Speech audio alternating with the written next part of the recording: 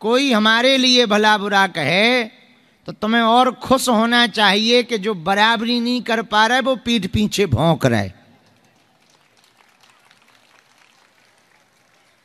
तीसरी बात, धीरे से उसको सेम टू यू बोल देना चाहिए। तुम्हारी बातें तुम्हें मुबारक। चौथी बात, कोई हमारे लिए भला बुरा कहे तो बढ़िया यूट्यूब पे हमारा वीडियो लगा के उसे सुनवाना चाहिए। अब वो ज्यादा भला बुरा कहे तो रील खिसकाओ, लेकिन हमारी और भला बुरा कहे तो वो जब भी दिखे ऐसे हाथ बांध के कहो हम बागेश्वर वाले हैं।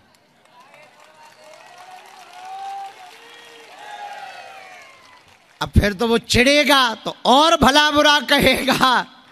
से एक बोर्ड टांग लो पीठ पे, लगा के आग शोहरत में हमने ये शौक पाले हैं, कोई पूछे तो कह देना हम बागेश्वर वाले।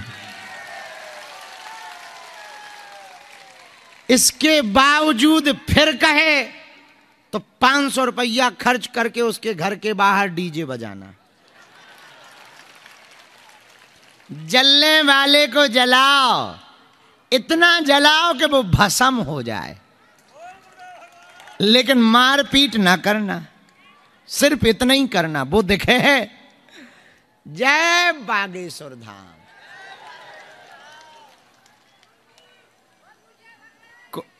ये 4 बातें। 5वीं बात, फिर भी कोई भला बुरा कहे तो भगवान पे छोड़ देना। सुनो, निंदक नीरे राखिए आंगन कुटी छबाए, बिन पानी साबुन बना निर्मल करे सुहाए।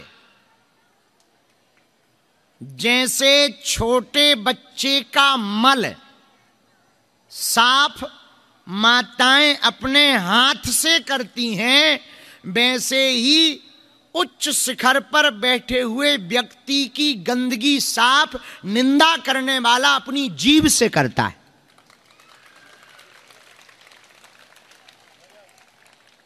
बात समझ आई? छोटे बच्चे का मल समझ आया? छोटा बच्चा हो 3-4 साल का, अच्छे हुए अनार खवा दो, रबड़ी पिला दो, मूली के पराठे, बढ़िया उसको जो है आहा, थोड़ी चाट भी दे दो, थोड़ी दही पराठा दे दो। उसके बाद जो उसका पेट खराब होता है, कपड़ा ही खराब कर देता। और कपड़ा तो खराब करता सो तो ठीक है, जांग से लेके पैर तक तो उस बच्चे की तरफ कोई नहीं देगा, दूर करो। लेकिन माताएं तो माँ तो इसीलिए तो माँ होती है। गंदगी में सना हुआ बालक को पिता छूता नहीं है, पर माँ तुरंत उठा करके उसको साफ करने लगती है।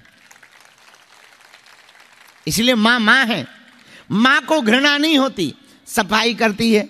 तो जैसे गंदगी में सने हुए बालक की साफ सफाई मां करती है, वैसे ही उच्च व्यक्ति की, महान व्यक्ति की गंदगी की साफ सफाई निंदा करने वाला अपनी जीभ से करता है। अब समझ आ गई? तो निंदा करने वाले बुरे नहीं होते, अच्छे होते हैं। 2-4 पाल लेने चाहिए, अगल बगल रख लो। जो निंदा करे, हम तो 1-2 रखते हैं अगल बगल, और वो हमारी निंदा करते रहते, हम यूट्यूब पर उन्हें देखते रहते हैं। 1-2 लोग हैं जो हमारी रोज निंदा करते, रोज गाली हमें बकते, हमें बड़ा मजा आता है, बड़ी कृपा है। जो हम नहीं अपनी कमी देख पाते वो हम में देख लेते, हम सुधार कर लेते।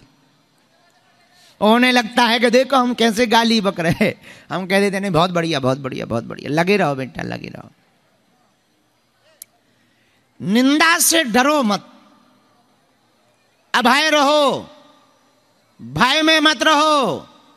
हनुमान जी के चेले डर में नहीं रहते, हनुमान जी के चेले तो अभय रहते हैं।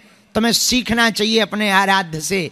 वो लंका में भी रावण के सामने डंका बजा कर आते हैं।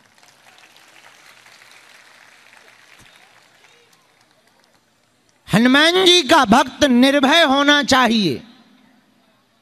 हनुमान जी का भक्त पक्का होना चाहिए, जुबान का भी और जीवन का भी।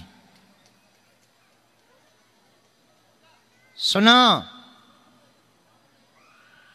अंतिम बात, आप यदि हनुमान जी के भगत बन गए हो तो ये बात पक्की मानो, जिस दिन तुम्हारे अंदर सच्ची हनुमान जी के प्रति निष्ठा आएगी, हजारों संकट तुम्हारे सामने खड़े होंगे पर तुम भी डटे होगे सामने। और जब तक तुम्हारे अंदर डरपोंकपना है तब तक तुम हनुमान जी के चेले ही नहीं हो।